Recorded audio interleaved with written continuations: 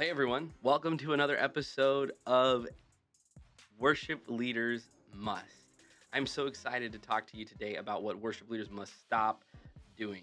And it's going to be a great episode, so I hope you stick with me because I have a lot to share with you about what worship leaders must stop doing.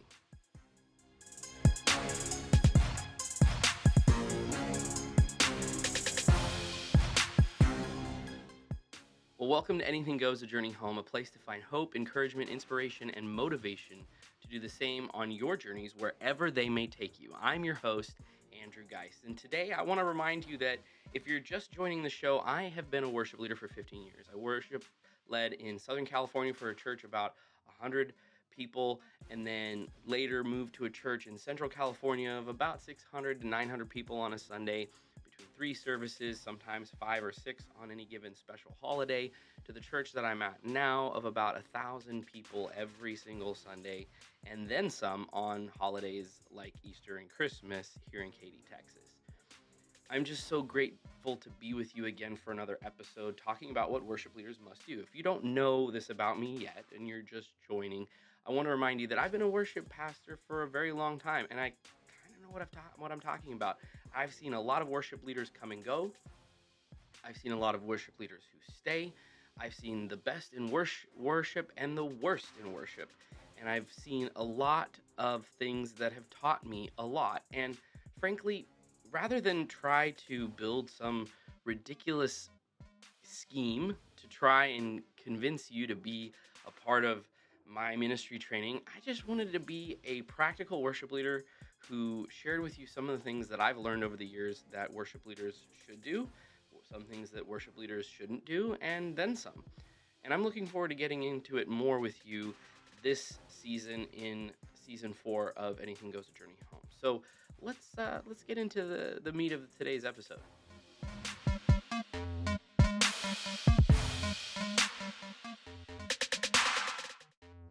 So if you're hearing some background noises, for those of you who don't know, I'm actively a worship pastor. I'm currently sitting in my office recording this podcast episode. I'm super grateful to be here. And we have a school that thrives on our campus and does amazing things. So if you're hearing some background noises, that's what that is. And I sit right over the music class every single Thursday, and I'm very grateful to be a part of this team.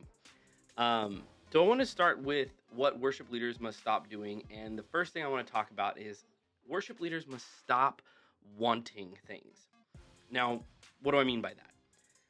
Well, over the course of my career, I have wanted a lot of things as a worship leader, from technology to new instruments to maybe even better equipment for my team, to better software, to cultures that, frankly, my church may not have been ready for, and I may not have been ready for.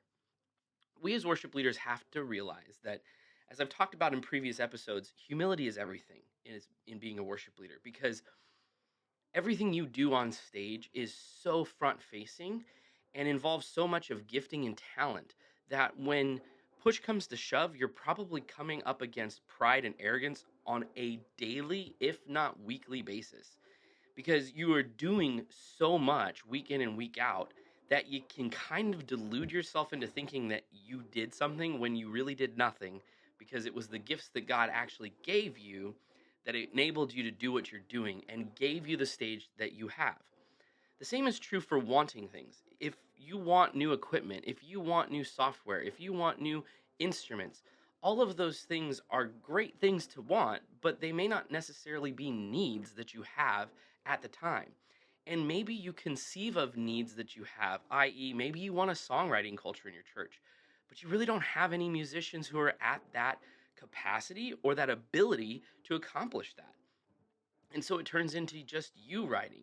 In today's culture, I've found that this new model that exists in songwriting that is actually fairly healthy and actually has pretty consistently proven to yield positive results net overall with songwriting when you collaborate with others. So I strongly encourage you that if you want that kind of culture in your church, that maybe you should consider collaborating with others before just going off and doing it by yourself. Now, don't get me wrong. putting into practice the concept of songwriting on a consistent basis for yourself just individually is a great idea.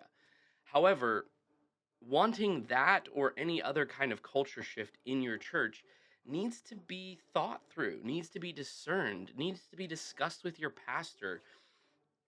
And if some of those wants come with monetary tags, they definitely have to be talked about with your pastor or your elder board. And you have to do the research, you have to do the grunt work, and you have to do the conversational pieces with those in charge and who make the financial decisions as to why that want is important.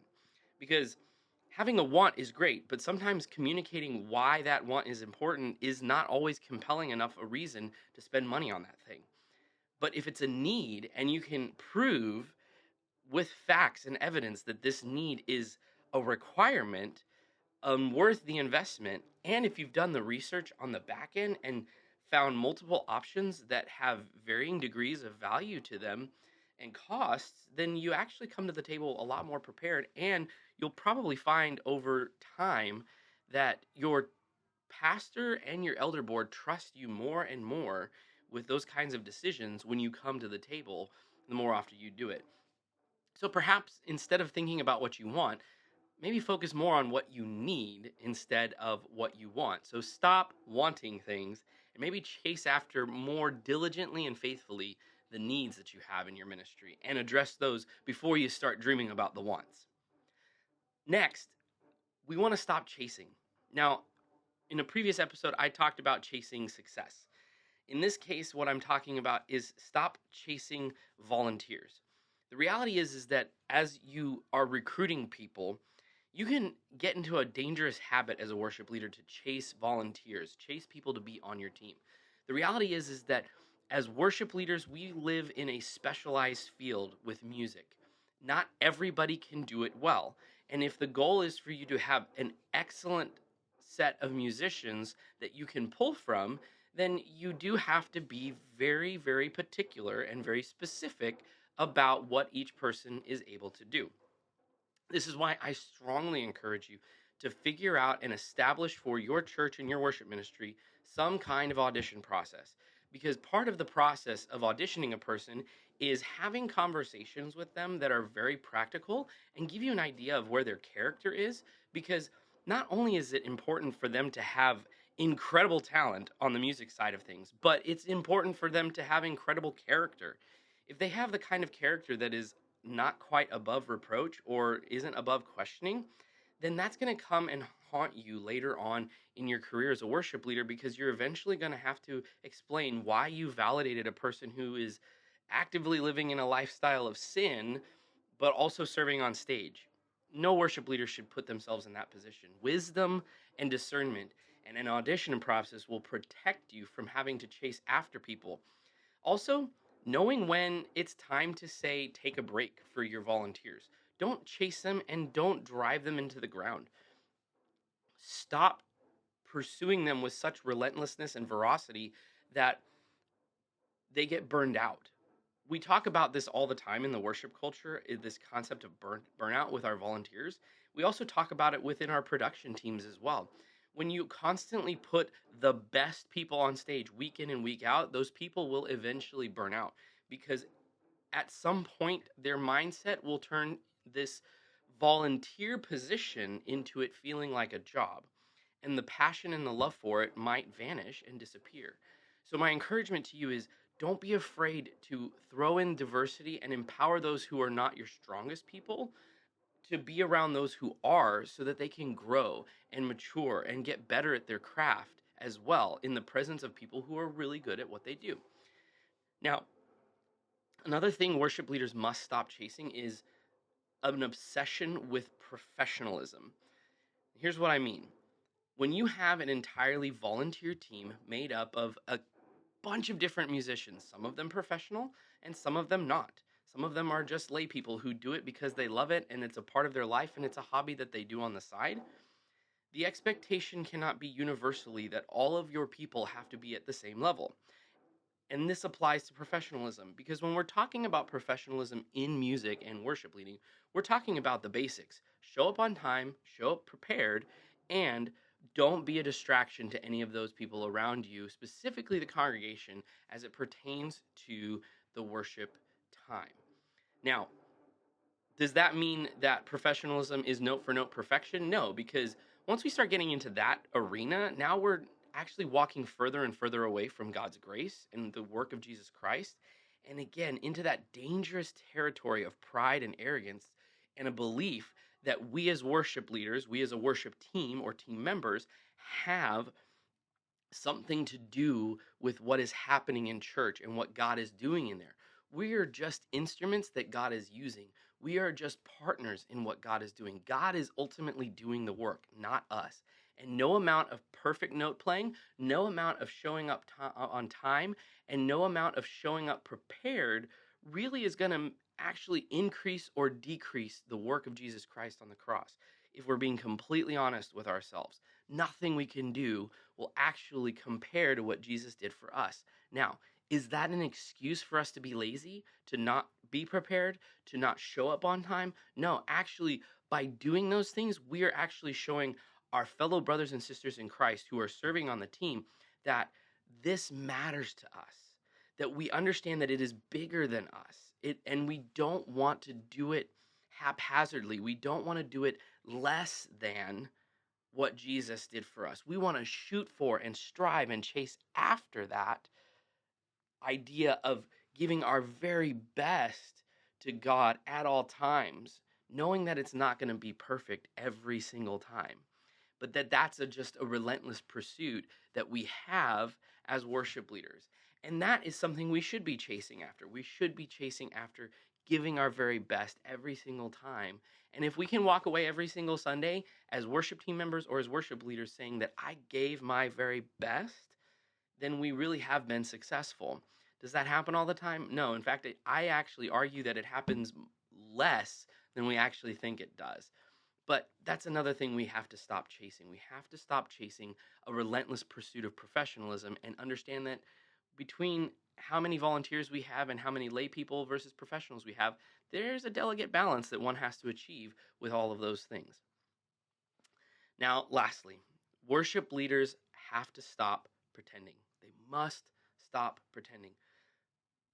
When we're on stage, we're running a dangerous line between performing and authenticity.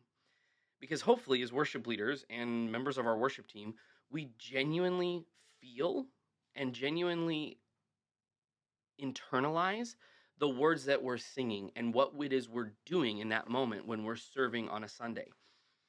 But oftentimes in life, we put up a facade for ourselves and we might pretend like everything is okay, pretend like we're not having a difficult time, pretending like life is not getting to us.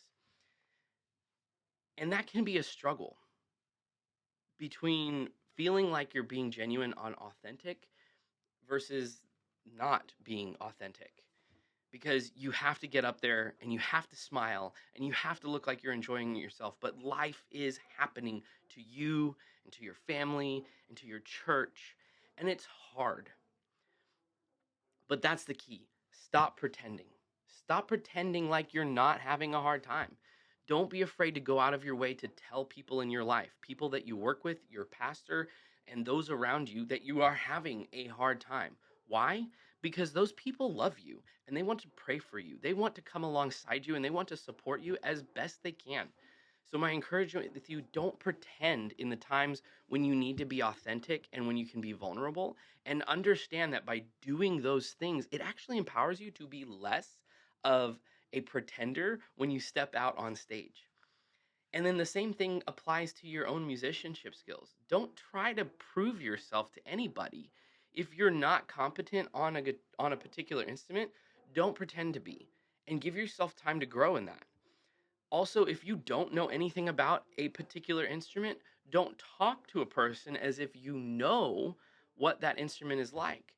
Take the time during the off times to go into those situations and prepare yourself by studying, by learning, and at a minimum, understanding the basics of what a person is trying to do. If you're a guitar player who knows nothing about keys, then go out of your way to learn a little bit about keys so that you can hopefully help a person who is struggling with things. And sometimes you don't have to be better than the person who's playing keys. You actually just need to know enough to maybe help them get out of their own head and realize that they don't have to be perfect, that they can actually scale back what they're trying to do and keep it more simple. I found over the years that when I try to pretend to be super professional and try to pretend being way above average on any of the instruments that I know, I actually wind up hurting myself overall and I don't perform to my best ability. And what I have found is simpler in worship is so much better. Why? Because it empowers you to be consistent in your performance on stage while also empowering you to take small, practical steps in being more expressive or being more musical or being more creative with your instrument by staying with the foundation of simple is better. So again, worship leaders, stop pretending. Don't pretend like you have it all together. Don't worry about feeling like you're pretending if you actually take the time to communicate that you're having a hard time in life, and don't pretend like you know an instrument without actually first taking the time to work on and be the best at, or at least above average on most positions that you might be working with.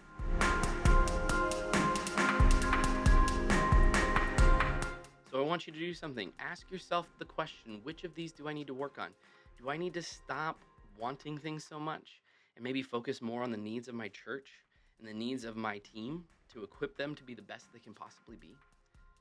Do I need to work on not chasing volunteers and chasing after an obsession over professionalism, but instead offering grace and finding that delicate balance between professionalism and volunteerism?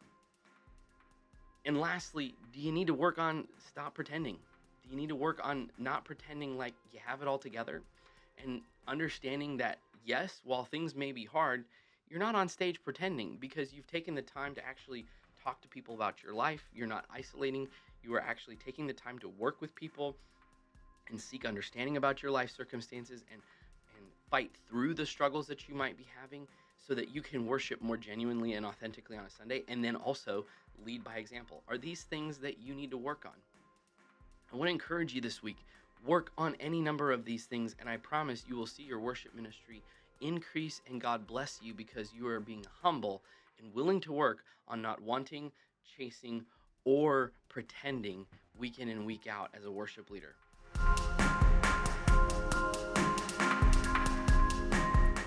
Thanks for listening to the podcast today, for liking and sharing. If you're watching on YouTube or listening on Spotify or Apple Podcasts, don't forget to subscribe and click the bell so you can get the notification every time I take a journey home.